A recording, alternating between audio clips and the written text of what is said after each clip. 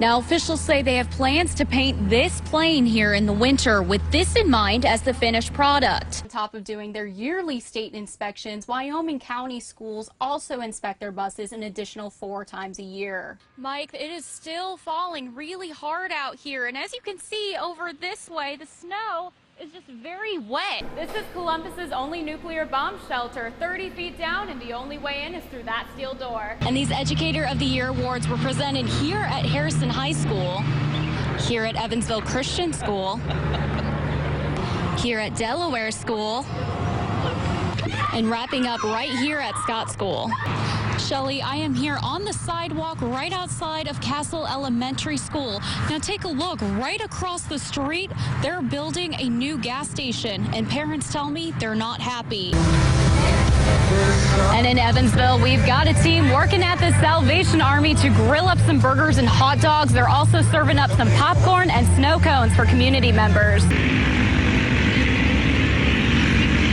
Somewhere in there is 7-year-old Eli Holden driving his junior sprint, the 5E. I've been doing real good. I have won a lot of races. Racing is something he and his family have been passionate about for years. That's what we do to kind of get away from life. It's our hobby. It's what we love to do. But this was the scene of the Holden family's race shop Wednesday. I got a phone call from my wife. Just got a call from the neighbor about 1:45-ish that the shop was on fire. Princeton firefighters were on the scene working to put out the fire. Eli's 5E junior sprint racing car and another one were up in flames, along with 7 go-karts, trophies, and other items. Kids' four-wheelers, toys, tools.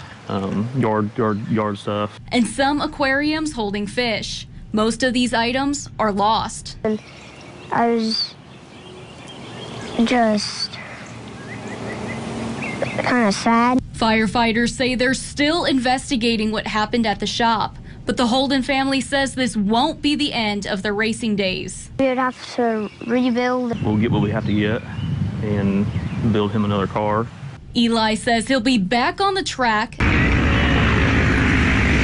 as soon as possible.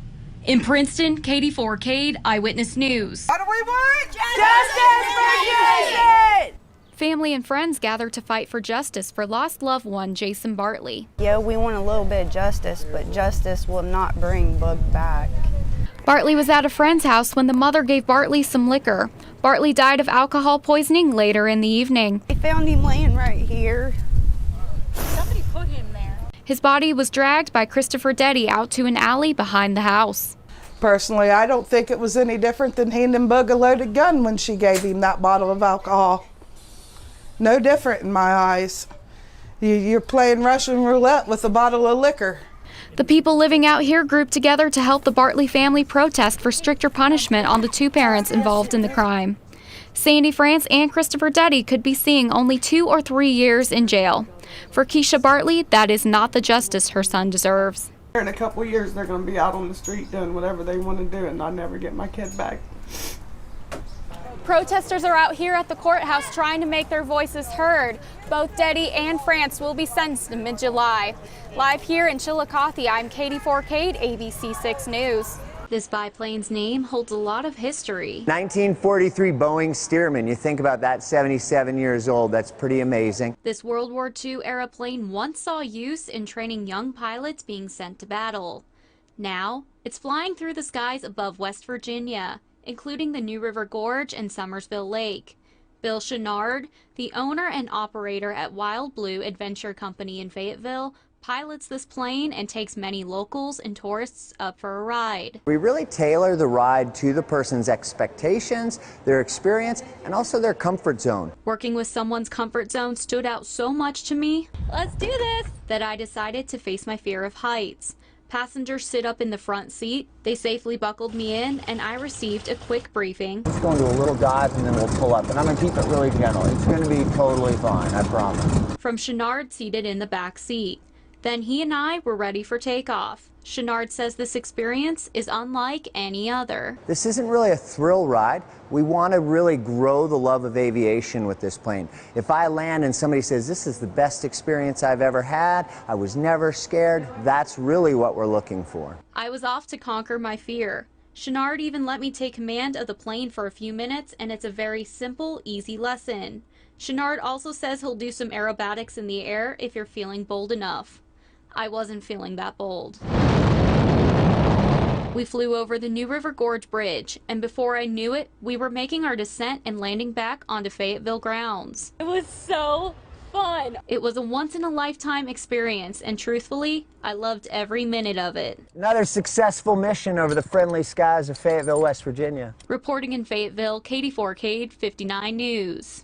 Well, it's a bittersweet night tonight at the Vic Nystrom Field. People from all over the area have come to cheer on the Golden Knights at this field one last time.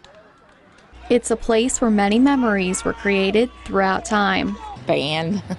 I just went up there and took pictures of that, and it just brings tears to my eyes, really. All the good times with the friends, baseball, football, basketball. It's great times. People of all ages put on their Golden Knights gear to sit in the stands and cheer on the team Friday night. But it wasn't a typical night for football. This would be the last home game of the season, and the last time the Golden Knights played on that field. I wish I was playing this game. This is the kind of game I love, and I've been fortunate to travel across the country and see a lot of big games on the on the highest level. This is big right here. This is Texas football to me. It's the end of an era, but now it's time to get excited for something new. We have waited 42 years for this new stadium. This new football field is going in right by the high school. It will be the perfect opportunity for future generations to create memories that will last their lifetime. It's going to be beautiful, and it's supposedly state-of-the-art turf. And I think the turf may be a little higher than normal turfs, but it's going to bode well with this community because we've got a lot of kids that deserve something like this. Officials say they hope to see the new field up and running by the next football season. Reporting in Welch, Katie Forcade, 59 News.